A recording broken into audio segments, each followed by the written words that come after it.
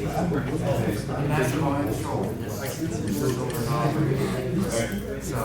we need to adjust her. Holy crap. Okay, so apologies to everyone for the technical difficulties. We're going to proceed with one of the two speakers. We're having some kind of technical problem getting Ken Gould, who was supposed to be our first presentation for the day, onto Zoom, but maybe that will happen as we get started. So anyway, this is the Green Infrastructure Climate and City Seminar Series. I just want to mention, I'm going to make my comments very brief. This is the last session of the first, actually the second year of this series, focusing on economic and social dimensions of urban adaptation strategies.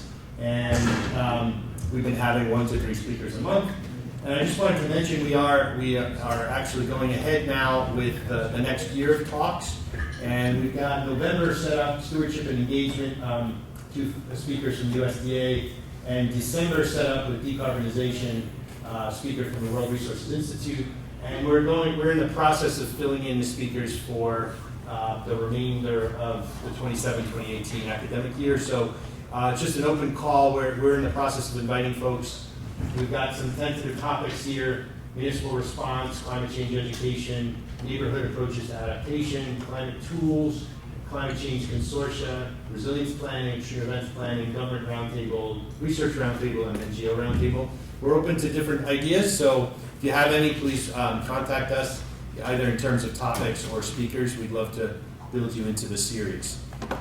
So today, the topic was economic and social dimensions of urban adaptation. And as I mentioned, Ken Gould, who is a professor of sociology and dean of the School of Humanities and Social Sciences at Brooklyn College, was to be our first speaker. But because of these technical difficulties, we're going to flip. And we'll start with Robin Lechenko, who's a professor and department chair in the Department of Geography at Rutgers. And I guess if, while we're going through Robin's talk, if maybe we could separately try to get Ken lined up, we'll proceed with that. But other than that, Robin, you're up. Let me just get you. How do I? I'm going to try to share my screen. Yep, that's all you have to do. That's all you have to do. And then we'll see it. Okay, right now there's another participant who's sharing, so I can't share. I'm getting a message. Okay. All right, let me try it again. All right. Ken is So- now on video. Robin, now we can see your screen? Yes. All right. Okay. Ken, I think you might be okay too eventually. Yeah, you'll eventually have to unmute yourself because you're muted, but right now. All right, Robin, you're up. Well, Thank we you. see your screen. Okay, you guys can see my screen? Yes. We can see it, we can Okay. hear it. So I basically can see like a ceiling, so I just want to have a sense of who's in the room, just a little bit, like is it grad students, faculty? Okay, hello. Hi. guys, it's just another human being there, and I'm not just talking to like a tile. No, you're talking to about 15 people in the room and about 33 people tuning in online, and the series are recorded, so there will be folks you are talking to who are in the future. Okay, so sometime in the future as well. Yes. All right, so my talk today is really kind of giving you guys a little bit of an introduction to the work I've been doing in coastal New Jersey for, it's probably getting on like 5, 6, 7 years at this point, on understanding economic vulnerability to climate change and really kind of trying to identify opportunities and challenges associated with building resiliency. So I'll just, since it's a long-term research project, there's actually many, many moving parts to it. And so the kind of the core of what I'm going to talk about today is actually, I'm trying to get my, there we go. Okay, is really to kind of just talk to you maybe in a little bit more critical terms about the whole idea of building resilience. So resilience has really become a very dominant paradigm for how we think about adaptation. I mean, there's a lot of reasons for that. One of them is, I think it's more politically sort of appealing to think about resiliency. It sort of is seen as sort of maybe less divisive, less Darwinian, and so forth. And so it's become, not just in the U.S., much more so, during the prior administration and the current administration, which I'm not really sure what the current terminology is, but definitely around the world. So we've got things like the 100 Resilient Cities Project. We've got many, different types of resiliency building approaches. And so for this research, we actually sort of started and kind of took it really on face value. Okay, we're going to understand vulnerability in coastal New Jersey. We're going to identify critical sectoral vulnerabilities, critical social groups that are vulnerable, and so forth. And I'll get to that in a couple minutes. But what I think what was really kind of a surprise in this research is, as we were just sort of thinking, we were starting out kind of just thinking, all right, we're going to talk to people about their vulnerabilities, and then we're going to identify strategies to build resiliency. That was like what got us funding from New Jersey Sea Grant and so forth. But as we got into the study and sort of really started, working with stakeholders and trying to sort out what do they see as critical ways to build resiliency, one of the things that really emerged a lot was how many barriers there are to actually trying to build resiliency. And this is, although this is a coastal New Jersey study, as you guys many of you know who are in Philly and sort of elsewhere, coastal New Jersey is it's a highly urbanized type of region. And so it's sort of analogous to coastal New York, coastal kind of urbanized coastal eastern United States, I would say. And so I'm going to just talk through a little bit what I mean when I'm thinking about barriers and limits and limitations to resilience, and how much that sort of emerged from really emerged from the stakeholders. It certainly wasn't in the research design from the beginning. But so let me just step back for a second in doing that and just sort of thinking about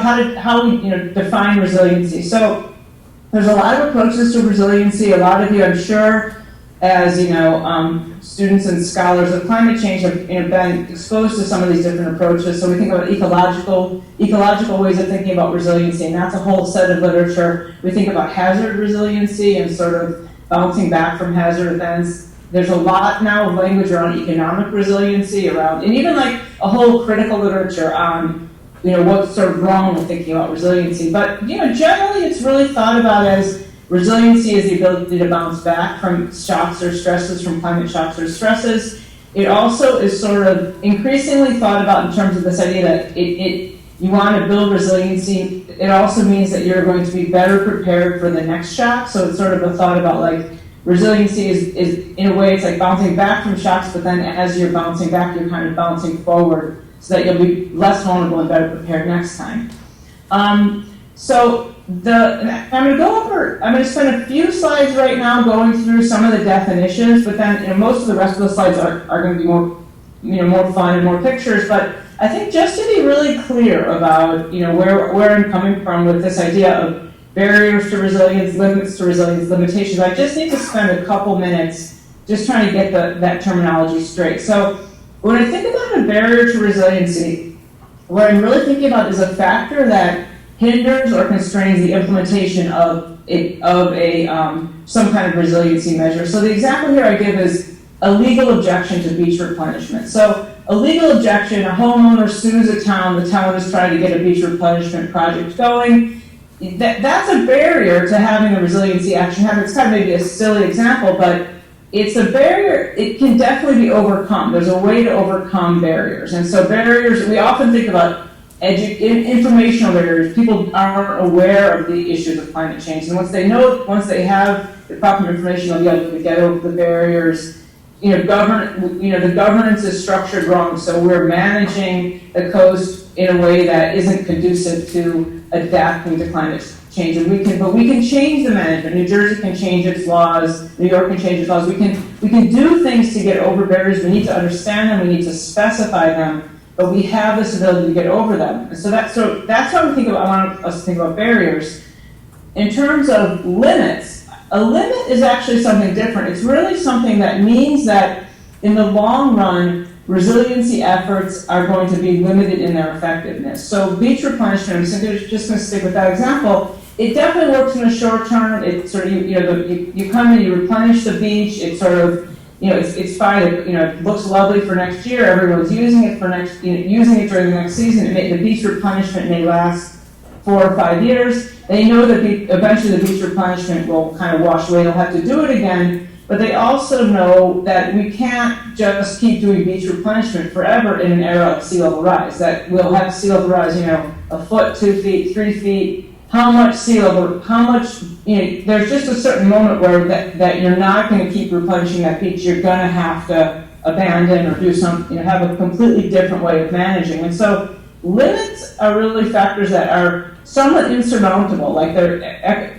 physical barriers. They can also be like economic barriers, like it's just too expensive. And so I think many of the ways that we talk about resiliency, building resiliency, it's often just simply economically not feasible. Like, where's the money going to come from? And I think, like, we have, a situation right now in Puerto Rico where it's sort of like there's an idea of building a much more resilient infrastructure, and it opens this possibility to build that. And I would argue, well, where is that funding going to come from in terms of like thinking about, and not just Puerto Rico, but ultimately every single low-lying coastal region is going to need to have, sort of a hardened infrastructure. And so that's what I mean by limits. Like, limits are sort of things that, they're sort of culturally defined. How much does society want to spend on particular places? And we could obviously go on a long tangent and talk about why we're spending less on Puerto Rico versus other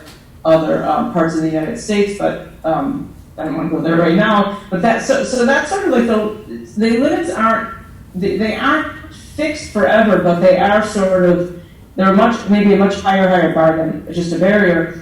And then finally, just thinking about limitations to resilience. So these are much more coming out of the critical literature on resiliency, where there's sort of an awareness of there's inherent shortcomings in many resiliency efforts. There's undesirable outcomes. There's sort of unfortunate, impacts. There may be environmental justice impacts. There may be impacts in terms of beach replenishment. It actually encourages people to keep developing and keep moving and keep sort of building in really highly exposed areas. So it's sort of the resiliency strategy, it may have an immediate successful kind of impact, but it doesn't really at all get at long-term drivers, the root causes and so forth of, what's creating vulnerabilities in the first place. So that suite of, from barriers to limits to limitations was sort of, I had to really kind of sort that out in the process of doing this research. And so I'll just talk to you a little bit about, step back again, just a little bit about what the research,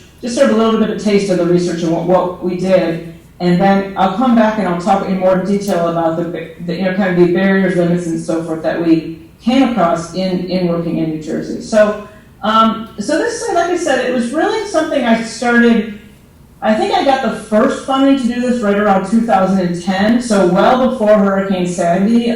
People in, especially Ocean County, New Jersey, which is not, I can't imagine that. It might be, Ocean County might possibly be closer to you guys than it is to me. It's sort of, 90 miles or so from south of where I am, but probably that far east for you guys, or maybe perhaps even less. But it's certainly, a familiar place. It's sort of, it's kind of the iconic place in terms of Hurricane Sandy, with the roller coaster in the ocean, with the picture I have up.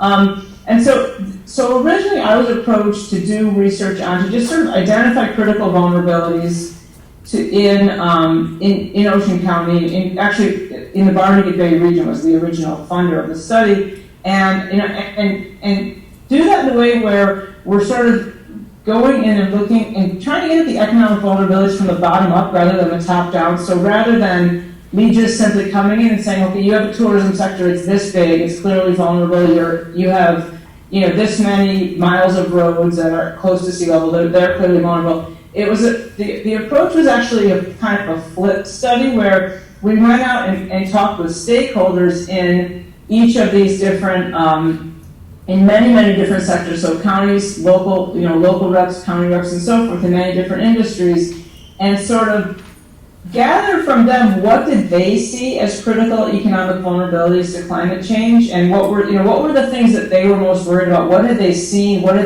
as critical risks? And then from there, one tangent of the study that I won't have time to go through today was to then try to quantify the economic costs associated with the things that the stakeholders felt were most critical. So that was sort of a primary step in the research. And then we went through and we did further engagement feedback and web-based interviews. And actually I have a student now, even like this, right now working on a dissertation where he's working on resilience strategies with communities. So it's sort of a not a lot of money in terms of a big funded study, but sort of a definitely a lot of effort going in, and a lot of different students who have played a role at various times in the project. So just a little bit, hurricanes. You guys are very familiar with Hurricane Sandy, so I won't talk too much about that one. The sea level rise projections are only getting more dramatic. So this is clearly a really vulnerable region. Vulnerable as in terms of as vulnerable as any coastal region. There's arguably the East Coast is perhaps even more vulnerable with the way the projections of sea level rise are looking. In the study, what was interesting about the study, just in terms of the fact that it was a lot of the primary, initial rounds of interviews were done before Sandy, was that we weren't hearing that much about people being concerned about sea level rise relative to, how much we started hearing about sea level rise and storm surge, in the subsequent kind of post-Sandy. So it's almost like the past 5 years of kind of post-Sandy understanding of vulnerability has really become around sea level rise and storm surge. Although water, for example, like water quality is a huge issue, water supply is a huge issue, heat waves are an issue. There's all kinds of other climatic stressors in this region that were coming out when we were doing these interviews that have sort of in a way been surged over by Hurricane Sandy. That was like a terrible pun. But so in terms of just the way we ended up sorting out economic vulnerabilities from the stakeholders, they were really coming up with this idea like there's critical assets at risk, so the beaches, the boardwalks, all the hotels, the infrastructure, that sort of critical physical assets was kind of an area of concern. And then the map that's over on with the sea level rise and the parcel exposure was just a little taste of what we did with them trying to identify parcels at risk and then quantify the costs of climate change and the potential kind of economic exposure in different municipalities. So that was sort of a tangent that came off the study. So also another way that what really came out in the study was this idea of vulnerable sectors. So a lot of focus on sectors that were sort of like meaningful, like fishing is an important sector economically for a small segment of New Jersey, but it sort of has a real value kind of culturally, and that was so the vulnerable sectors really came out as sectors that were sort of coastal tourism, sectors that were sort of people connected kind of deeply with kind of the kind of coastal heritage of New Jersey. So in relation to kind of the economic sort of structure of Ocean County, where do most people make their money? Then most of them commute to suburban jobs in like pharmaceuticals and the insurance sector. So there's many other ways that sectoral vulnerability might have, at more top-down approach, I might have sort of said, the sectoral vulnerability is the fact that the healthcare industry is this way or that way. But I think, again, because the study was trying to get it, what was critical of the stakeholders, it ended up being a lot about these kind of more iconic sort of, sand, sun, and beach type of sectors. So then, in terms of groups, so we also thought about economic exposure in terms of groups that were critically vulnerable. So the elderly populations were kind of flagged, low-income populations who didn't speak English in the pre-Sandy phase, but then in the post-Sandy phase, again, there was a change where people really realized that there was a huge amount of vulnerability for middle class or sort of middle income homeowners who, even when they had insurance, they haven't been able to rebuild, or they were able to rebuild, but they're, essentially much more economically worse off because they now don't have, they had to borrow a huge chunk of their retirement money or, borrow from other sources just to get their houses rebuilt. So it was sort of a little bit of a shifting ground in terms of understanding the economic vulnerabilities. Another economic vulnerability in terms of groups that was really emerged quite a bit was vulnerability of people working in sort of hourly wage jobs. And it was sort of the experience of the storm kind of brought out, sort of some expected vulnerabilities, but also some unexpected vulnerabilities. So just in terms of what we were hearing again, that in terms of this question of how can we build resiliency, and we understand this place is critically vulnerable in many dimensions.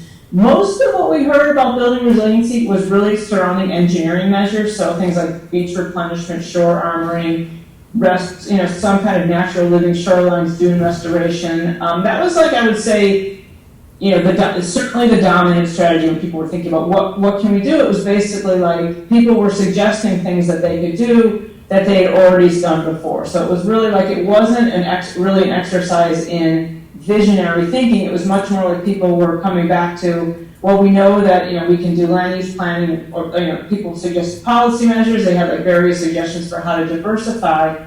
But what was, I think, in a way, the most kind of telling thing about all this discussion of resiliency was how much focus people put on why we can't do this. And so that was where this whole idea of writing a paper on the barriers to resilience and the limits, it really came out of people basically telling us, well, we know what to do. We already know how to make coastal New Jersey much more resilient.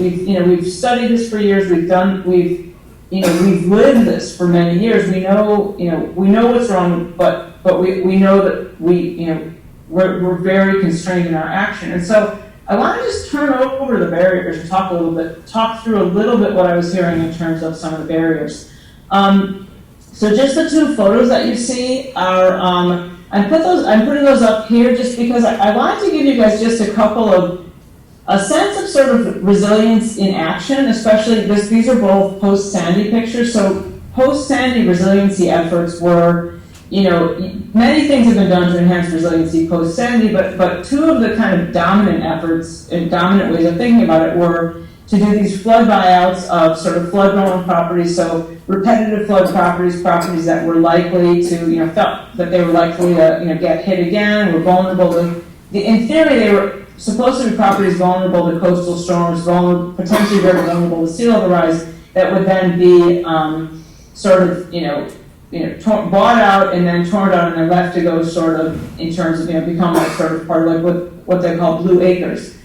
So that was sort of the one strategy. And then the other strategy that was sort of, has been sort of really, quite popular has been raising your house. And so part of the reason I'm bringing these two up is because the way that things played out in sort of theory versus reality is that where the buyouts happened were primarily not in coastal areas. They were primarily in areas that were basically inland areas. So Sayreville is 5, 6, 7 miles inland and experienced some of the storm surge, like that huge storm surge that went up the Raritan Bay. It was, I didn't point it out in the slide earlier, but it was there. That huge storm surge was, ended up causing a lot of flooding for inland communities where, and that was where there was much more interest in buyouts.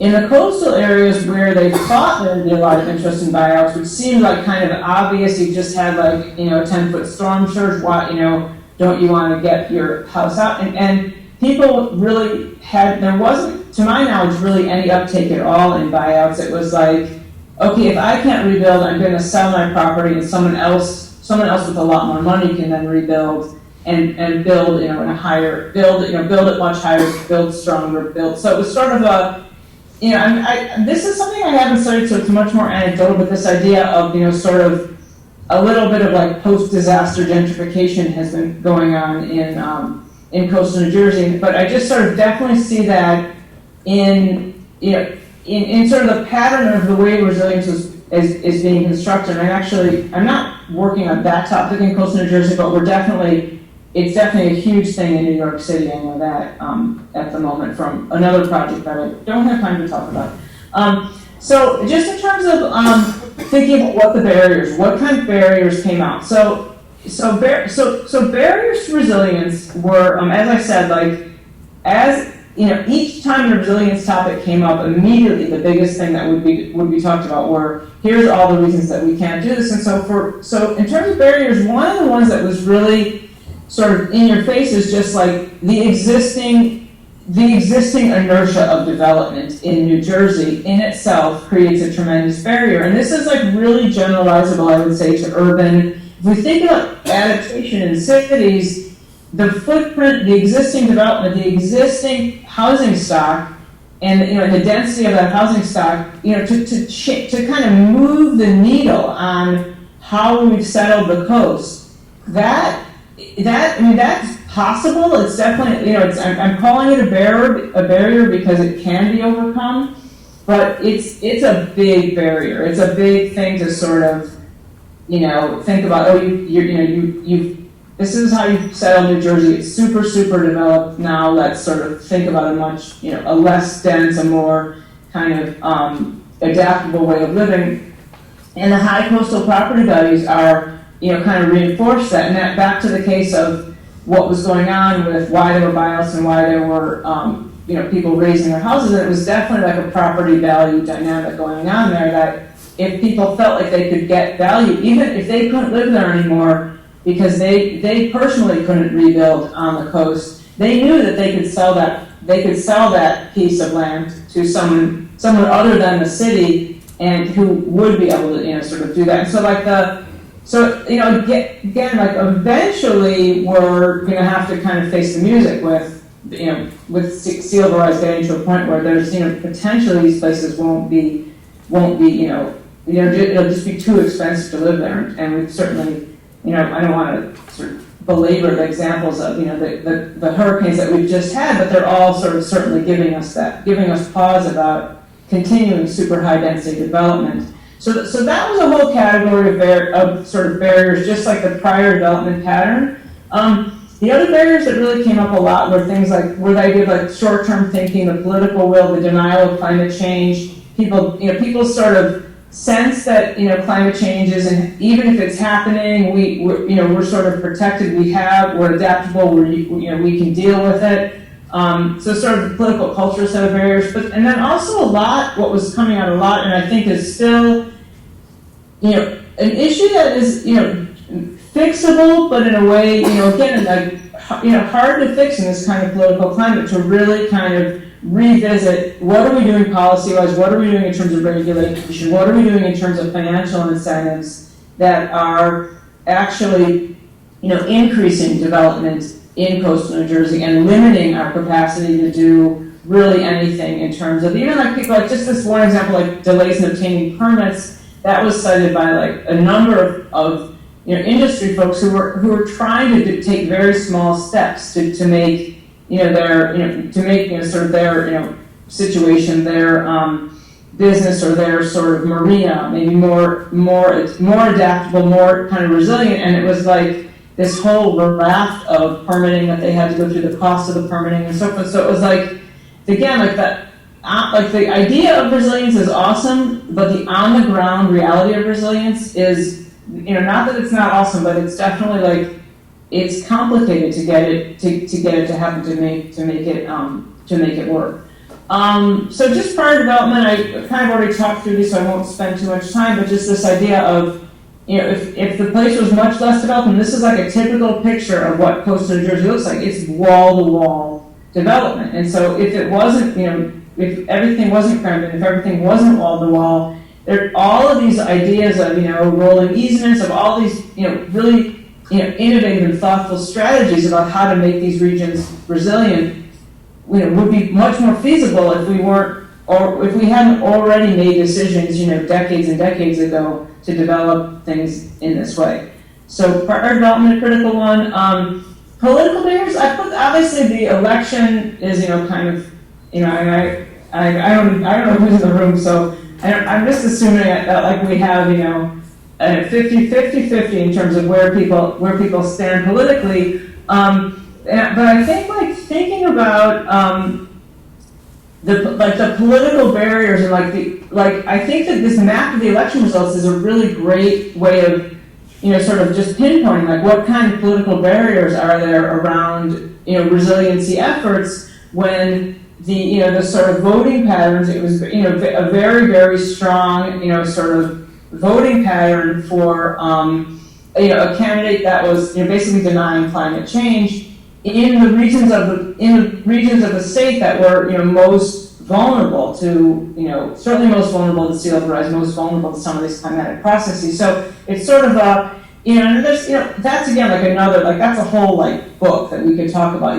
climate communication, public perception, and what's going on behind that. But just in terms of some, like when I was talking with my students who live in Ocean County about, what's the deal? This was in my climate change and society class, so it was like in a proper place to say, what's the deal with the burning in Ocean County, especially in these municipalities that were so hard hit with Sandy, that are dealing with, nuisance flooding, or dealing with sea level rise. And one of the interesting responses that I got was that the regulations that were put in place after Sandy have been really, really expensive for homeowners. So requirements to rebuild and raise the property when they rebuild. Like there was sort of a sense of people being just like that again, like another way of thinking about the barrier to action, that people were being asked to do things that they couldn't afford to do, and they couldn't, so it was almost like the idea of building resiliency in a way that it wasn't feasible culturally, socially, economically for the people living there, and so the rejection of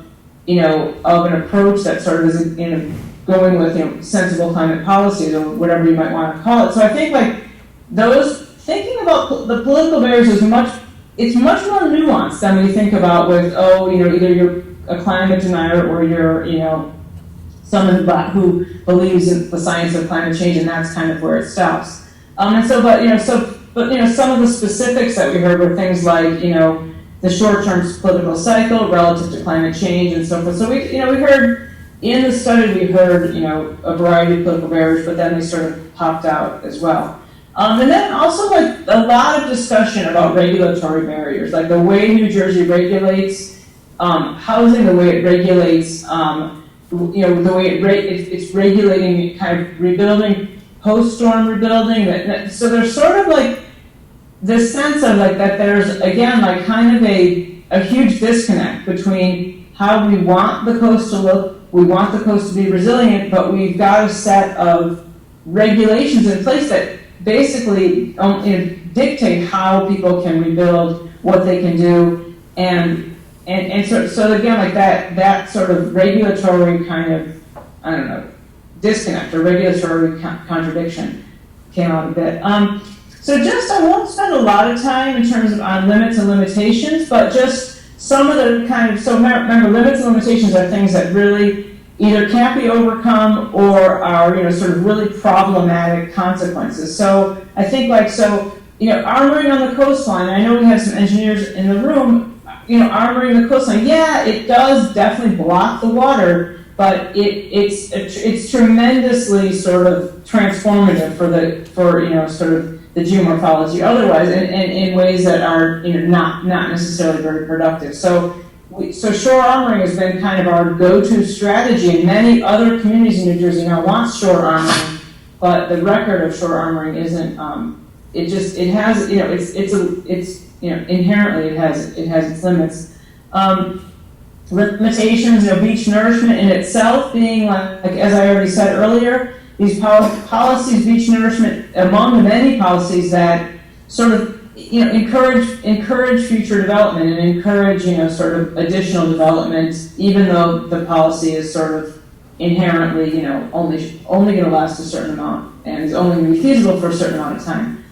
Other things like I didn't really, again, this is like another, sort of large and significant topic that we could go into, but in terms of thinking about how real estate markets are affected by the way that we do flood insurance. I mean, that's a huge nut in terms of making coastal New Jersey resilient, making the coastal anywhere in the coastal U.S. and in fact, I would even say anywhere that's flood vulnerable in the U.S. The way we're doing flood insurance right now is essentially creates incentives to rebuild in highly vulnerable areas, and so that's sort of that's something that is, in a way, I think it's a limitation in terms of it's like almost this perverse incentive, but that was certainly coming out quite a bit. But it certainly could be changed, so maybe it's a barrier more than a limitation, but at this moment, it's definitely having, I would argue very detrimental effects.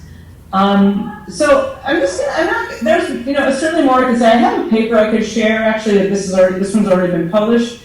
But I think one of the things that was also kind of interesting that I wanted to just sort of end with in thinking about the discussions and where the discussions went and how the process went was that the discussions about barriers to resilience were actually we had to work through those discussions for people to actually start to sort of say, oh, maybe we really need to do something differently. It was almost like having it almost like run through people's heads, like, okay, what can we do to make New Jersey more resilient? And they kind of went through all the standard things we can do, and then they went through all the standard reasons we can't do those things to sort of hit this moment of like, okay, wait, we actually need a different approach. We need to think about regional planning. We need to think about, how we have the way we sort of control land use in New Jersey, the separation of all these tiny towns, the zoning laws, like those are all things that that could be different. And so I think people mentioned, transportation was another sort of big category of things that people thought, well, we could really be doing things differently in terms of how we're moving people around, how we're developing policies, paying attention to even the questions of equity were starting to come out when people were sort of thinking like, wait a minute, the way that we do flood insurance, the way that we're sort of reinforcing development, and to the benefit of certain people, but really not making them pay the full costs of what it really costs to live in the coastal zone. So all those kinds of things, like not anything where people were like, okay, I'm gonna change things, I'm gonna change things right now. But it was more like this kind of the seeds of transformation that I was really seeing, coming up. And I think that's one of the things that one of my students now is working on, David Eisenhower, who's working on really trying to think about, with coastal resilience and community resilience, and then sort of pathways for doing things differently, for kind of imagining a different, imagining coastal New Jersey in a different way.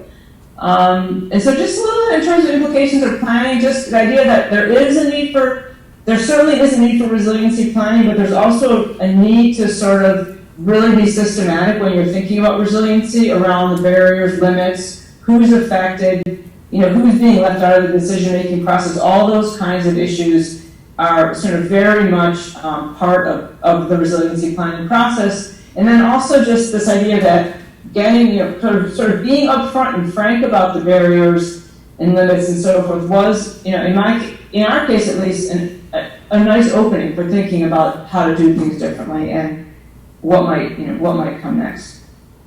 I think this is just the credits for my research and just a couple of these papers that came out of this study. So thank you. Okay, thank you, Robin. We just, in the name of time, we probably have time for just a couple of quick questions because we got started late, but if there's any quick questions, sure. Either online or in the room.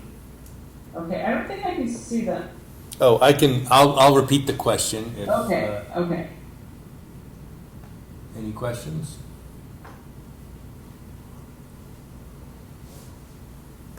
Anybody online with a question?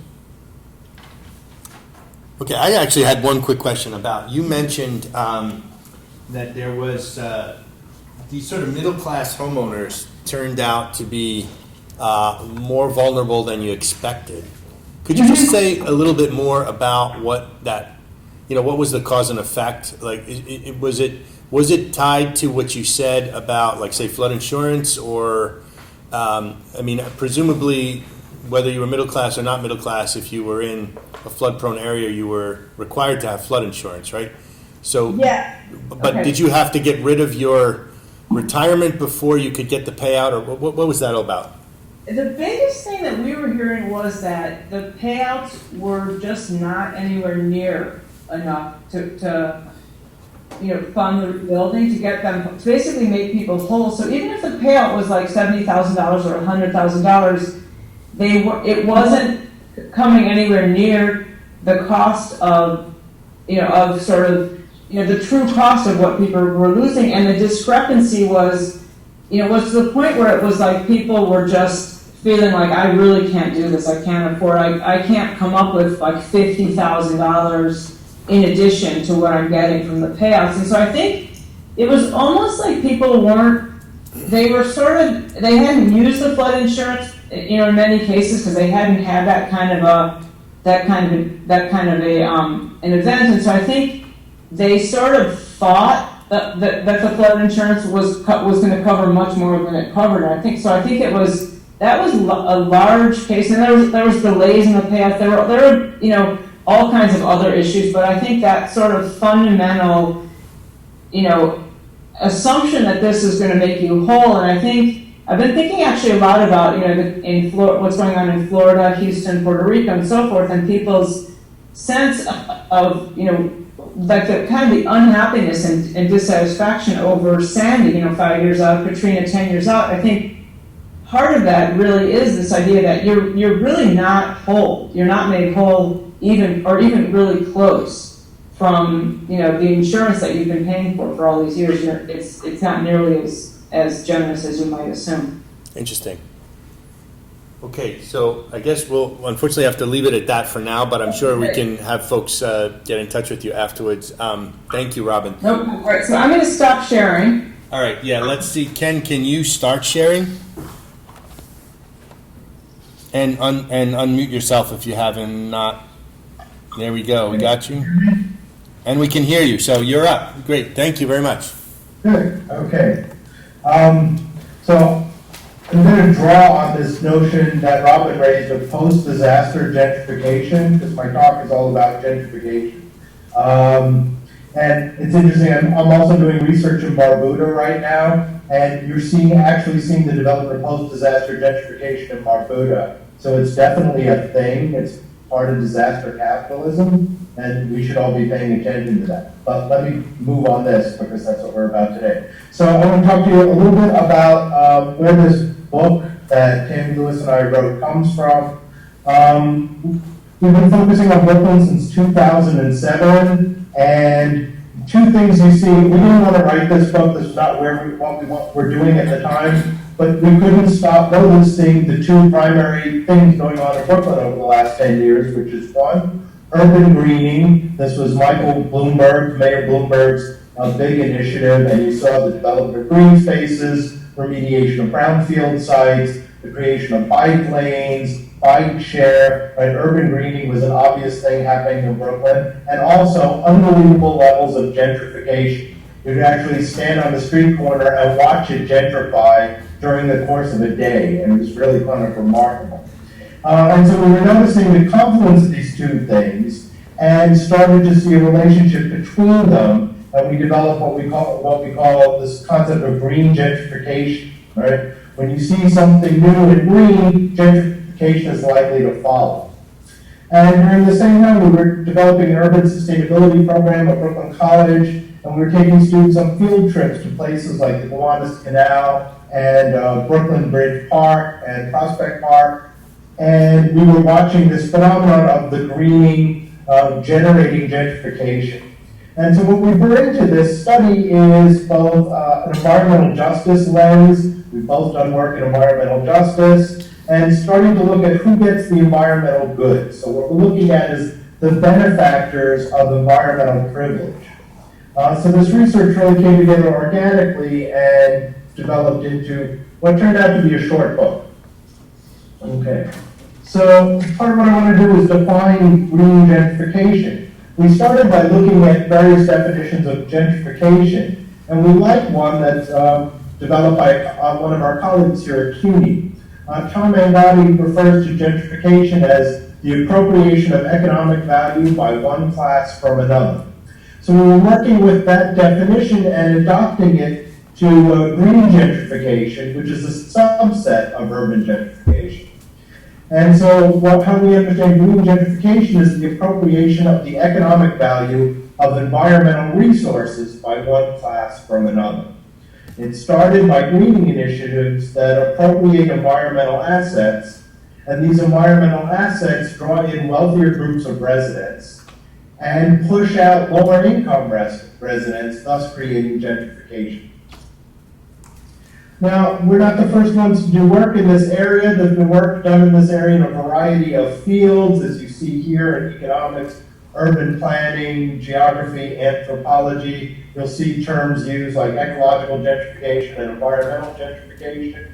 What we bring to the table is connecting this and embedding this concept in the literature on environmental justice and environmental privilege, and also in sustainable development and what Julian Adjman calls just sustainability. What are our central aims in this work is, one, to demonstrate the ways in which greening initiatives promote environmental injustice, that is, greening that increases socioeconomic inequality. And secondly, to look at how community resistance and public policy interventions can make greening more socially equitable. Right? So we're looking for a sustainability that includes all three pillars: the economic, the ecological, but also the social. The one pillar Mayor Bloomberg didn't pay any attention to, the equity pillar. So why Brooklyn? Well, for a number of reasons. First, we're located in Brooklyn. I'm born and raised in Brooklyn. But Brooklyn is also a global city. It's a green city. It's a gentrifying city. It's a large city. Brooklyn by itself would be the fourth largest city in the United States, compared to much smaller cities, like you probably heard of Manhattan, which has 1.4 million people. It's about the size of San Antonio, Texas. It's also a remarkably racially and ethnically diverse city, while simultaneously a highly segregated city. And it's a hip and trendy city. It's arguably the hottest place name in real estate in the world right now. This map on that you're seeing on the left is racial and ethnic geography of Brooklyn, where green represents white, blue represents black, red represents Hispanic, and yellow represents Asian, and the density of the color represents the density of those concentrations. You can see very clearly that Brooklyn, while wildly diverse, is incredibly segregated. So when looking at green gentrification, we're looking at a few different types. One comes from the restoration of existing green spaces that have gone into disuse, become social hazards that are being restored. The development of new parks, new green spaces, in this case, is quite a bit of that in Brooklyn. Brownfield and Superfund cleanup sites, and finally sites that are being rezoned from industrial to residential use. Particularly, and in relationship to Robin's presentation, this is particularly happening along waterfronts, as we reconceptualize waterfront from industrial workhorses to environmental amenities, pleasant viewscapes, real estate. I'm going to start by talking about the earliest and oldest case of green gentrification, which is Prospect Park. Prospect Park was created in 1860, very specifically as a green gentrification scheme by the Growth Coalition of its time. That is, it was constructed to compete with Central Park, and Bowen Olmsted were hired to develop it, and it's much nicer than Central Park, which was its predecessor. But the whole point of Prospect Park was to retain and attract wealth. There was a fear that the wealthy would move to New York City at the time, Manhattan, next to Central Park, so this was to anchor wealth in Brooklyn, and it succeeded. It produced a row of mansions along Prospect Park West that are there to this day. But by the time of the park's 100th anniversary, the park infrastructure had been neglected for quite some time, and as a result, visits to the park had dropped to its lowest level in the 1970s, with less than 2 million visitors per year. The park had developed a reputation as a crime-ridden home to drug dealing, homeless encampments. It was a dangerous place to be avoided. So it had become a social hazard rather than an attractive green space. And I grew up in Brooklyn in the 60s and 70s, and we never told our parents we were going anywhere near Prospect Park. We didn't want them to know that you had been there. It was a dangerous place to be. People avoided the park at all costs. You can see some of the headlines that went along with that. But by the 1980s, the Green Growth Coalition had developed, and created a neoliberal public-private partnership, created the Prospect Park Alliance to restore the park and attract investment to Brooklyn. You see the very beginning of that captured here. For those of you not familiar with Brooklyn, you notice the statue of Winged Liberty is on the side of the chariot, not in the chariot, because she had fallen out of the chariot and got just stuck back up there as a sort of a glowing symbol of the neglect of the green space. And the Prospect Park Alliance was a way of bringing together real estate and other interests along with the city to renovate the park with the express interest of increasing real estate values around it. And it was very, very successful. It worked. The 3rd Street Playground, which you see in the upper left-hand corner here in that picture, I'll let you do a quick demographic survey of who's using that. You see $5,000 bicycles being used in the park. People used to steal your crappy bicycle in the 70s. Nobody would bring a $5,000 bicycle into the park. And here you see on the right side, you see the Grand Army Plaza Farmers Market, where you can buy an organic loaf of $15 bread. And so all the symbols of the return of real estate values and gentrification. White people, expensive bikes, and $15 bread. Okay, and here's what that spurred. It was very effective. This is Richard Meyer on Prospect Park. It was one of these giant developments right across the street from the park. And you can see that it's being sold specifically as as being next to a green amenity, right? So Corcoran Group here is selling this. I'll come back to Corcoran Group later. Steps away from over 500 acres of natural parkland, 52 acres of garden, and a rich urban infrastructure, right? So the penthouse department here in that building went for $8 million, to give you some idea of the real estate value connected to green gentrification in Brooklyn. Talk a little bit very briefly about methodology here. So we were using census data to try to identify a greening effect. In this case, we're looking for a park effect.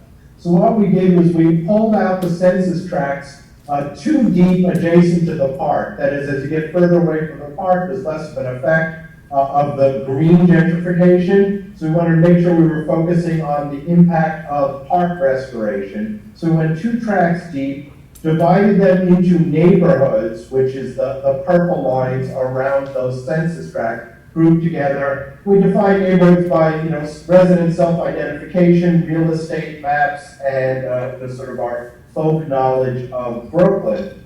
And then started to look at some of the demographic changes over the period of time in which the park was restored.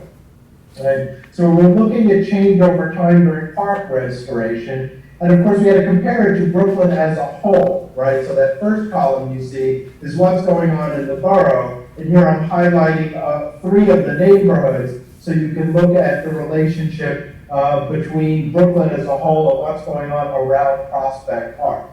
I don't have time to give a lot of the detail on this, but I'm going to highlight some of the characteristics of green gentrification. One of the things that you see is in the time of the restoration, Brooklyn's white population declined overall, but it increased in Prospect Heights, for example. You see declining population of white population 2.5%, an increase of almost 20% in Prospect Heights next to the park. At the same time, Brooklyn's black population declined by 3%, but in Prospect Heights it declined by almost 28%. So we make the argument that greening whitens the surrounding neighborhoods. Let's look at social power. Here we're measuring, well, let me start with, I don't want to measure social power yet. I want to look at median household income. Let's look at our class measure. Right, so in terms of our class measure, we have a median household income declining 3.5%, but in Prospect Heights over the same period of time, increasing 24%, right? So greening brings in essentially a wealthier class. In terms of social power, in Brooklyn as a whole, 11.8% have bachelor's degrees or more. In Prospect Heights, you have this going up to 20%. So it brings in the educated.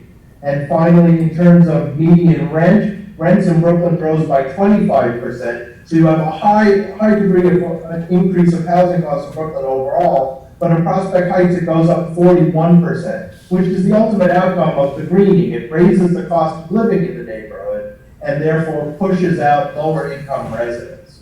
There's obviously a lot more nuance in this, but I don't have time to talk about that, so I won't. Let me talk about the next case. Different kind of development. This is a Brooklyn Bridge Park, what we're calling hyper gentrification, or in some of the literature we're starting to refer to it as super hyper gentrification. We're running out of adverbs for this. So what do we get? We get our next case represents this hyper gentrification in which an already very wealthy community, the wealthiest community in Brooklyn, drew an environmental amenity, right? So Brooklyn Bridge Park, Mayor Bloomberg's signature destination park, is the largest additional green space to New York City in 100 years, and it went into the wealthiest neighborhood in Brooklyn. I know these look like artist renderings, especially the one on the right, but it's actually just a photo I took. Brooklyn Bridge Park is really quite remarkable. Let me just look at some pictures of what this is. Right? No expense has been spared in terms of amenities. It's another neoliberal public-private partnership in that it's a consortium of real estate developers and the city that came together to produce this. There's a whole issue with the basketball court on the lower right-hand side. The new residents are concerned that basketball courts bring in the wrong kind of people, quote, and so they're looking to take those out and replace them with tennis courts. Okay. Now, Brooklyn Bridge Park, if you look at the data highlights, the median income for Brooklyn Heights, this area, was more than double that of Brooklyn as a whole to begin with. Right? It had double the rate of college graduates. Over 77% of residents have bachelor's degree. Home ownership, home values, rents are all higher than Brooklyn as a whole. Because it's one of the wealthiest neighborhoods in Brooklyn, we don't see a tremendous gentrification effect. What we're seeing here is instead environmental privilege, that is giving green amenities to the wealthiest individuals. Here you can see an ad for this. As it was being constructed, you can see expansive townhomes starting price from the 2 millions. You should know that the 2 millions are for the condos that don't have a harbor view, don't view the park, they view the Brooklyn Queens Expressway on the other side of this. The ones in the front go for upwards of 8 million. Jay-Z and Beyonce just bought one. And so the rest of this neighborhood where the park is now been slated for luxury condo development. Long Island College Hospital, the only local community hospital, was shut down, torn down, is being replaced by a 30-story condo tower. And essentially what you have here, you do have a certain level of gentrification, but in this case, the millionaires are being chased out by the billionaires. And the millionaires are unhappy about that. The wealthy homeowners on the Brooklyn Promenade, who were strong promoters of the park early on, are now bringing suit because the developers are ruining their harbor views.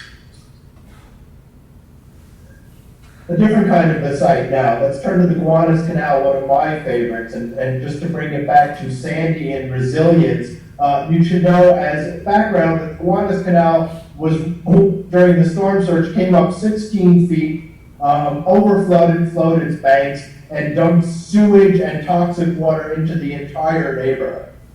Nevertheless, the Gowanus Canal is an industrial waterway being revisioned as waterfront property. It is commonly now being referred to as the Venice of Brooklyn. You might need a little imagination to picture that as you look at that. Well, here's the beautiful Gowanus Canal. Remediation is in process. Much of the historic industry has left. This was once the most active industrial waterway in the United States. It remains an outfall for one of the country's first planned sewage districts. You can see the old sewage outfall on the left that's still active. It hosts combined sewage overflow, and while people say nothing can really live in the Gowanus Canal, it can because they found live gonorrhea virus in there. Okay. It's also a gentrifying neighborhood. And this was a very cool little monument that people had put up welcome to the Gowanus Canal, Brooklyn's coolest Superfund site. Sadly, it's been taken down because it was in the way of a new condo development that went up right there. Superfund designation in 2010, an edgy post-industrial landscape that attracted artists and so-called bakers.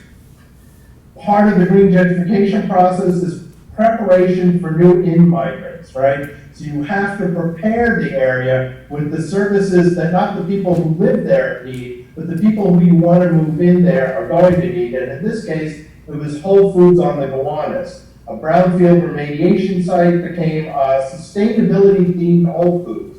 There you can see greenhouses in that picture on the left. Gowanus, you've got Gotham greens, growing greens right there. You might notice the parking lot is like the perfect light green sustainability themed parking lot. It's a suburban style parking lot for New York City residents, but it's lit with solar panels and wind turbines, right? So when you drive your car to go grocery shopping, the parking lot is lit. You can also charge an electric car there too, so it's very green. It's for what we started to term in this book, the quote, sustainability class, people that can afford this model of sustainability. And here are the condos that went up right across the street, right? Once you do the brownfield remediation, you clear the way for condo development. This is on the banks of the Gowanus, right across from Whole Foods. It was forced to include some affordable housing, just so you can understand the disproportion of availability to need. There are 83 affordable units in this building, for which there were 50,000 applications. Right? 50,000 applications for 83 units. Right? Keep in mind that, as I said, Superstorm Sandy flooded this gonorrhea and sewage-filled water up and over the banks right at this very site. The response to that, as in Robin's presentation, is structural mitigation. Putting all the electrical works up high, leaving the lower floor for parking, all things that raise costs and therefore promote disaster gentrification, as we indicated. Okay. The Gowanus during this period has also whitened, richened, and become more educated. Home values and rents rose at a faster rate than Brooklyn as a whole. It's become less black at more than 4 times the rate of the rest of Brooklyn. The value of a house in this neighborhood rose 221% from 1990 to 2014. In Brooklyn as a whole during that period, it was only 66%. The value of rents rose 83%, almost double that of Brooklyn as a whole. And this is what the new Gowanus will look like. What had been a multiracial working class neighborhood is now being replaced with this. And I used to say that bagels and yoga places, yoga studios, were the indicators of gentrification, but now I've gone with the yuppie puppy, right? It's doggy daycare is the surest sign of gentrification. This was a community where people couldn't afford to pay for daycare for their children, and in the new green Gowanus, people will be able to pay for daycare for their animals.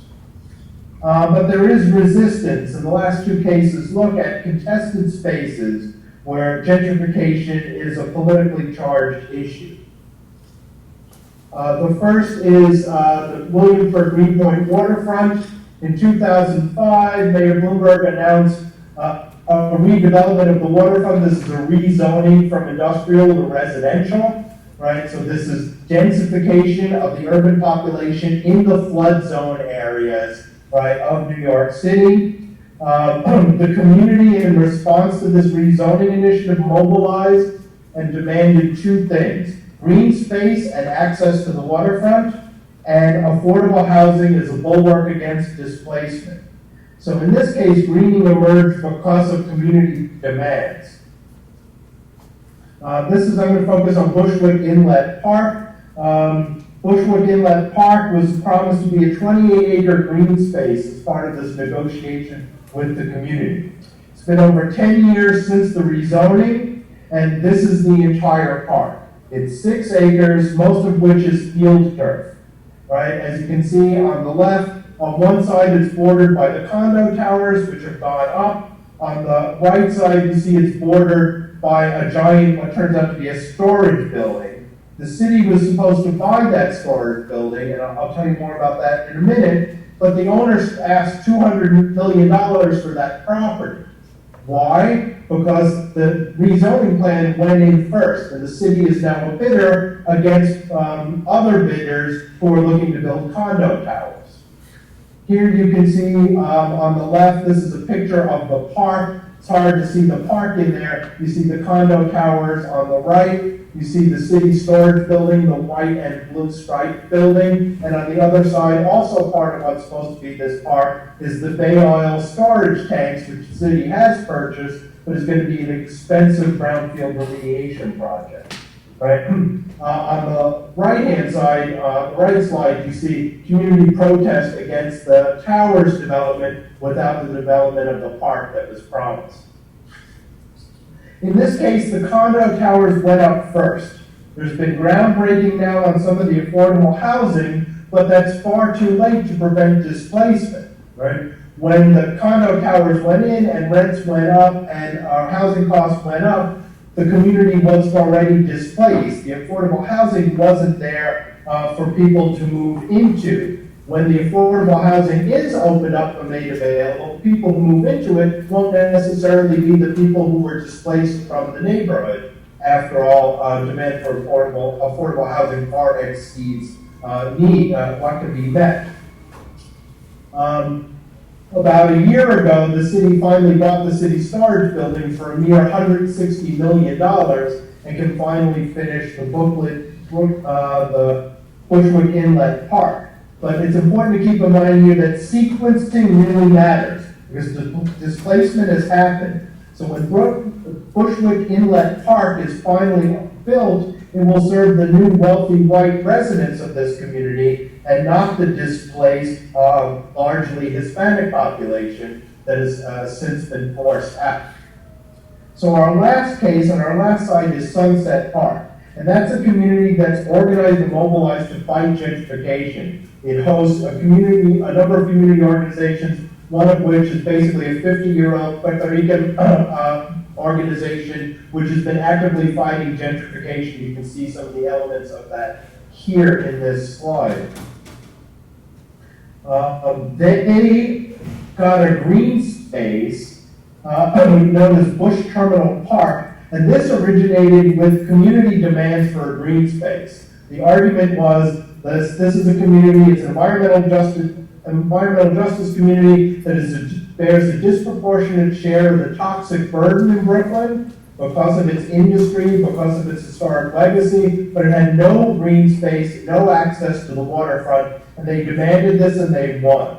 And it's actually the case that got us, in some ways, decided to write this book. Because our concern is that winning an environmental justice struggle is the beginning of the death of a community. Because if green gentrification proceeds from that, then the community wins the short-term battle to get green space, but loses the long-term war to maintain its community cohesion. Right? And so here you have people resisting displacement. It's a self-identified EJ community. It's actively fighting green gentrification. They are demanding green jobs and the retention of affordable housing, not the construction of affordable housing. This is a walk-to-work, working-class immigrant community that now has won its environmental amenity, and now it's fighting to hang on to its community. It's threatened by recent developments such as Industry City, which is essentially a developer has established a creative class beachhead with commercial enterprises aimed at a gentrifying constituency of makers. You can see that represented in the slide on the lower right-hand side. It's essentially the Whole Foods of Sunset Park. You should know that the people who you see enjoying Industry City are actually literally bussed in on weekends from Williamsburg in order to create this scene of white hipster gentrification. So what can be done about this process? Because markets left to themselves will turn greening into gentrification, and so urban greening becomes a vehicle for rapidly increasing inequality in a city that can hardly afford any more inequality than it already has. So the key to green without gentrification and the key to establishing just sustainability in the urban context is community organizing that's aimed at public policy intervention in the development process. The market, left to its own devices, will distribute environmental amenities to the white and wealthy and environmental hazards to the poor and people of color. In a market economy, urban greening initiatives will only increase the gap between the haves and have-nots unless public policy intervenes.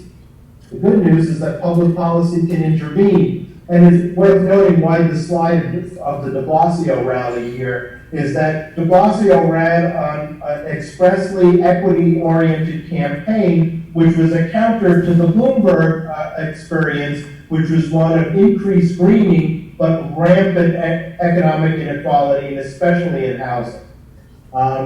Very quickly with this slide, just kind of illustrates the theoretical points and the socio-environmental processes that the market left to its own will distribute environmental amenities to the white and wealthy, hazards to the poor and people of color. Urban greening initiatives increase that unless public policy intervenes. What does public policy have to do? It should first focus on neighborhood stabilization and affordable housing. That is, neighborhood stabilization has to precede greening.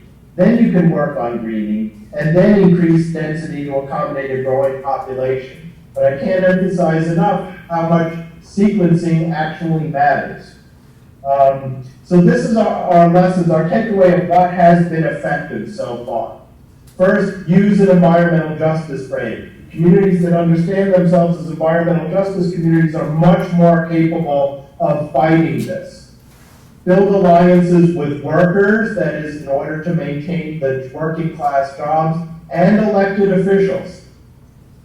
Don't equate participation with success. Just because you're invited to the table to talk doesn't mean you're getting your needs met, right? Many communities are often bought out by the notion of access, but they don't actually win in the end. Building solidarity to resist zoning changes. Zoning changes are the first stage of green gentrification. That's the first battle. Once the zoning changes go in, you're fighting a rearguard defensive action. Communities need to generate alternative visions for green spaces and jobs. That is, communities that are ready to go with a community plan, rather than resisting something somebody from outside is imposing upon them. They have to be proactively proposing what is our green vision for working class jobs, for affordable housing, and for green amenities in the urban context. If areas are rezoned, fight for affordable housing and local residents' priority for that housing. That is, it can't be a citywide lottery for affordable housing. The people who are facing displacement have to have first priority for any new affordable housing that's constructed. And again, sequencing matters. Secure affordable housing and working class jobs before greening begins. The greening triggers the increase in the real estate values, and that's the problem. When promises are made, obviously follow up and monitor. This requires eternal vigilance because the market is always going to want to parlay urban green amenities into increased real estate values. Finally, stay organized, stay mobilized, and stay vigilant. Thanks. Thanks, Ken. Let's see if we have any questions.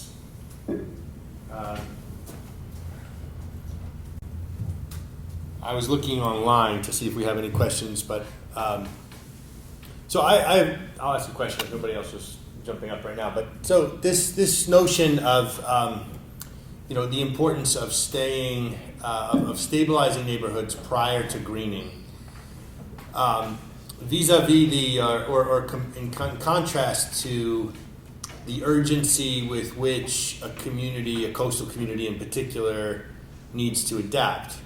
So it strikes me that that's sort of a really interesting conundrum, right? Because on the one hand, you'd say, well, if what neighborhoods need to do in their vigilance of basically securing a place, a physical place in that neighborhood in the future, is to spend time on creating jobs, creating an economic base, creating affordable housing base. And in the meantime, another big event happens. I mean, presumably these green spaces have some adaptation value, right? But you wouldn't get that adaptation value if you're spending the time on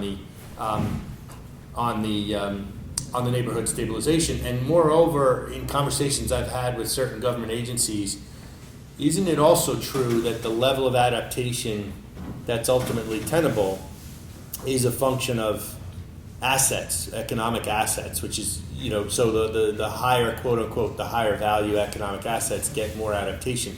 So how do you sort of how do you do the stabilization and the adaptation in a timely manner? Or, is it just that the adaptation in these neighborhoods has to come second? In other words, the vulnerability needs to sort of extend for a period of time in order to reach the point where adaptation becomes an opportunity. Yeah, to the extent that you have affordable housing that is vulnerable, right, then you have to provide people with alternative housing in that neighborhood, and so they have a place to retreat to, right? To the extent that you have affordable housing that's not particularly vulnerable, like in Sunset Park, it's actually an upslope. So, very quickly, once you're a block or two in from the shore, you're basically okay. So there you have to stabilize prices, you have to prevent rezoning for densification in those areas. You have to give people the capacity to maintain their houses. You have a high level of home ownership in that particular neighborhood, which is really kind of interesting. In terms of adaptation, what you see for adaptation, resilience, climate change resilience in a global city is gentrification. It's gentrifying. It's inherently gentrifying, right? Because this real estate is super, super valuable. So we're not going to retreat, right? What's going on in flood zone 1 in New York City? Increased density, right? Increased density, exactly the opposite of what you would say makes logical sense. Rather than retreat, we're building more and more density, closer and closer to the water, but we're doing structural mitigation. So it's increased density at a much higher real estate cost. And so you're essentially moving the working poor, the working class, the middle class away from the shore and making it the private domain of wealthier individuals that can afford the cost of the structural mitigation. Similarly, when you build green space, we build sponge parks and other things along the shore, that has the inherent impact in this kind of global global city real estate market of increasing property values all around it, and it has that same market effect. So the trick in global cities, which are very different than New York is not Detroit; it's a different process than Detroit. But in places like New York, the real question is, when you build resilience, are you just necessarily going to make New York City, sort of an elite pleasure ground for the 1%? Or is there something else you can do? And the answer is there is something else you can do, but it means restricting private property rights in some ways that are going to be very problematic, politically. That has to do We have two questions in the room. Go ahead. Yeah. urban land trusts. How do you see urban land trusts being pushed forward as or rolled into preemptive zoning? Urban land trusts may be the best mechanism we have right now. I mean, there are other things that are going on citywide, but in terms of communities, to the extent that you can create the urban land trust, you build more socially resilient cities, right? So when we're talking about communities, we need to talk about their social resilience and not just their economic resilience or their ecological resilience or climate change resilience. But when you're talking about a community, like you want to have a stable community. A community is a thing. It's a thing that improves people's quality of life. And of course, real estate markets hate stable communities, right? I mean, the whole idea of a stable community means that the loss of massive profits for real estate industry, which wants constant turnover and flipping, right? So land trusts are a great tool. Yes. One other question? What do you do with the neighborhoods that have already been gentrified, and are there any attempts to bring back the communities that were previously there? Yeah, to a certain extent, you see that with Williamsburg, right? The Williamsburg Greenpoint waterfront, by building the affordable housing there now, you're going to make it more of a mixed income neighborhood, right? It was a working poor neighborhood. It got gentrified, right? Started when every liberal arts college student in America decided to move there and get a 400 square foot apartment with 10 of their friends. And now it's, taken its natural course, and now it's, hedge fund managers and others have moved in there into these condo towers.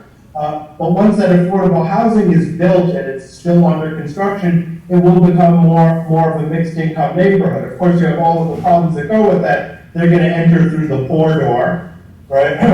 They're not going to have waterfront views. They're going to have the back views. They're going to be on the lower floors. So you're building in this visible stratification into the neighborhood. The neighborhood amenities, of course, already cater to the wealthy, right? That's a market economy. Who's got more money in the market, that's what's going to be there. So, the kinds of stores, the kinds of restaurants are not really going to be accessible to people who move back. And of course, they're not going to be the original residents. So fixing this after it's happened is really problematic, and it's a different kind of a place. You can do some mitigation of the social damage, but you're never going to be able to do what people wanted in 2005, which is make sure the affordable housing is locked in so we can all stay here, then do the greening so we get our green space, then build your condo towers. Okay, densify, that's fine.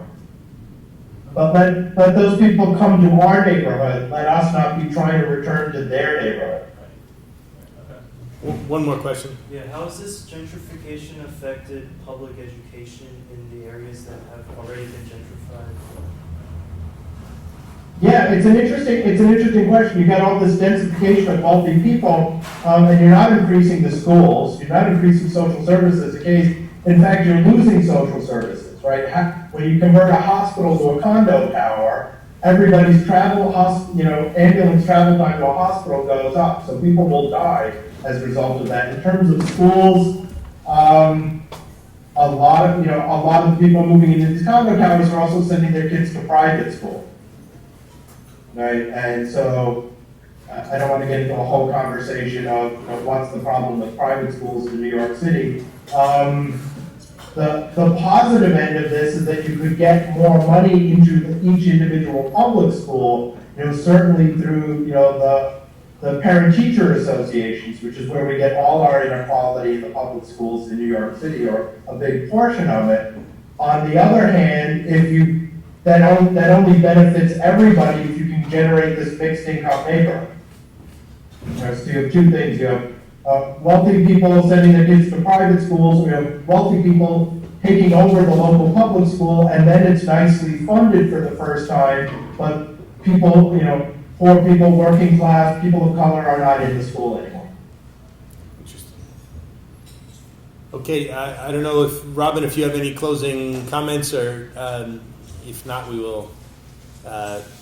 The two presentations, I think, really went nicely with one another, but yeah, go ahead, Robin. Yeah, I just want to say thanks. That was a great presentation. I really enjoyed it, and I'd love to talk more about it. It was great. Yeah, thanks. Yeah, I want us to be in touch, Robin, with this thing on post-disaster gentrification. Yeah. It's a real thing, and there should be, we need to do there has to be an edited volume or something about this. I have a student who wants to do a PhD on this in New York, so it's Yes, great idea. great. I'm gonna put her in touch, definitely. Well, thank you very much. Yeah, and thanks to both of you, and please join us, for next month, or as many of these as you can. We'd love to have you part of the conversto Great. Yeah, Thanks. if you could let us know the schedule, that would be great. Okay, we'll do. All right, take care. Bye-bye. Thanks to both of you.